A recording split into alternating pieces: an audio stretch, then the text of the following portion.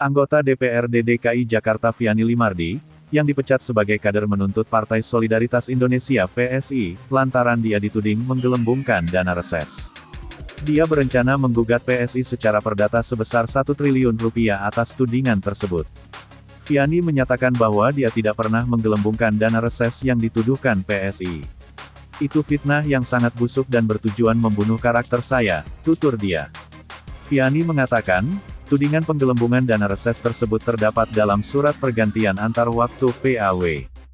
Viany menjelaskan, total dana reses sebesar 302 juta rupiah untuk 16 titik reses. Setelah menyelesaikan reses di 16 titik, dia mengaku mengembalikan anggaran lebih dari 70 juta rupiah kepada Sekretariat DPRD DKI. Dia juga menyebutkan, setiap kali masa reses, sisa anggaran yang tidak terpakai selalu dikembalikan.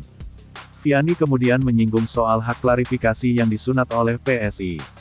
Menurut dia, PSI tidak pernah memberikan kesempatan kepadanya untuk melakukan klarifikasi terkait kejadian-kejadian yang dianggap melanggar aturan partai. Diketahui sebelumnya, DPP PSI memecat Viany Limardi. Pemecatan tersebut dibenarkan oleh juru bicara DPP PSI, Aryo Bimo.